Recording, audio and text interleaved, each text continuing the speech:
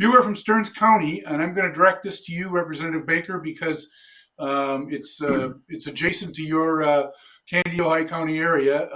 This viewer is concerned about nursing home issues, and this person is on a nursing home board. Funding and reimbursement are problems. Expenses have gone up. Reimbursement is often late and inadequate. Nursing homes aren't able to meet their debt ratios. And this viewer claims that multiple nursing homes have closed in the last year, mentioning it might be as many as 17. What's going to happen on nursing home funding issues? Let's start with you, Representative Baker, and we'll move around our virtual table. And that is such a great question that the caller had brought in. I think that there's nobody here on this panel that will argue that we have that one solved at all. We don't. And we need to make sure that we address the issues of the workforce shortage, the reimbursements as well.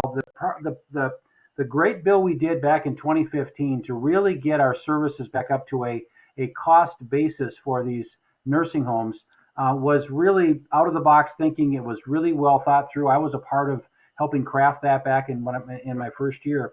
What's happened now is about 18 months later, when the catch-up part of that service fees and how do we pay for the nursing homes to get them caught up again, there's this delay in how they get their fair reimbursements to today's dollars. So a lot of the nursing homes are getting paid better than they used to. Now today, 7-8 years later, it has gone very flat and backwards because of the inflation factor has really hit nursing homes hardest. Again, the reimbursements of what we pay them, it's a single source rate in Minnesota. So private pay is paying the same thing as our Medicaid, Medicare rates that are paying. And so we need to increase those reimbursements. We need to make sure we look at that again. But also they've got to get their reimbursements with current costs more quickly to those nursing homes so that they can pay the bills that are more reflective of today's costs. So again, we need more people to be in those nursing homes. A lot of the focus this year is to try to imagine what we have to do to get those new entry levels, the PCAs, the personal care attendants, in that $22 to $25 range an hour is what we're going to have to pay to get them.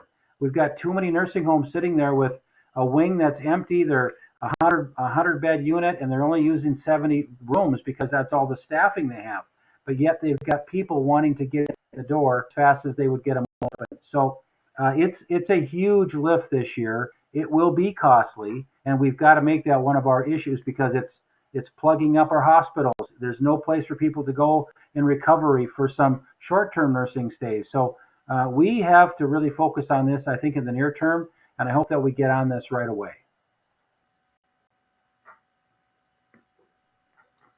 Senator Weber. Well, certainly, I think nursing homes across the state are experiencing the same problem, and it's been a perennial problem, one that keeps coming back every time that there's a solution that is put forth and works for a while, but we have always been in terms of our Medicare, Medicaid payments. I remember when I was even going into the hospital business, when I was on the local hospital board on the council. We always fought this deep rural discrimination that's out there for payments. They thought because we were out in the country, we didn't have the kind of costs that they had in the big city. And yet, what we always found out in my area, we were competing with the large hospitals over in Sioux Falls, South Dakota. So we were having to pay higher rates to get our personnel, and we were never getting credit for that type of thing. So there's been an injustice in that reimbursement system for a long time, and also, yes, we need to make sure that we are training the people at future staffing that we need. Right now, when you see wings of our nursing homes sitting empty just because they do not have the staffing, that is a serious problem. So there are multiple avenues that we have to address in order to deal with the problems in our nursing homes. And that, quite frankly, all of our rural areas continue to lose nursing homes every year. Senator McEwen, I know you touched on this issue earlier, and of course it's been an issue of some concern for you. We've talked about it on this program before, but if you tell our viewers a little bit your thoughts on this issue. Yeah, it has reached a crisis point. I've been to a couple of the nursing homes in Duluth and talked with them about this. And as Senator Weber says, there's a tremendous workforce problem. I think that, where we may have some divergent opinions between myself and my colleagues, perhaps, I don't know, but maybe just in what we're talking about for the solutions for that. We can't force people either through training or just telling them we need them really bad to go and work a really difficult job for very low pay and hardly any benefits. We just can't do that. What we have to do is make sure that the wages are raised to a level where those tremendously difficult care jobs are paid what their labor is worth, which is a lot.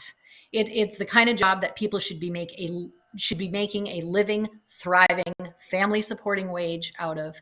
And right now they're being paid as if they're dispensable. So you can't blame people for leaving a job where they feel dispensable.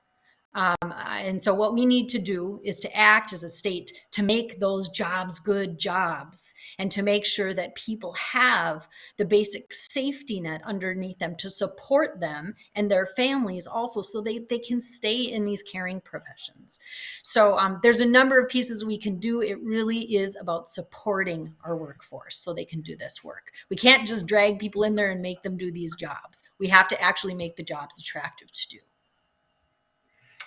The other thing, Barry, we need to remember is that, quite frankly, it's government that has created the disparity in the employee salary anyway, because our nursing homes are dependent on what the government pays for our people to be there through Medicare, Medicaid, and so if there's anyone that's let our nursing homes down, it is government.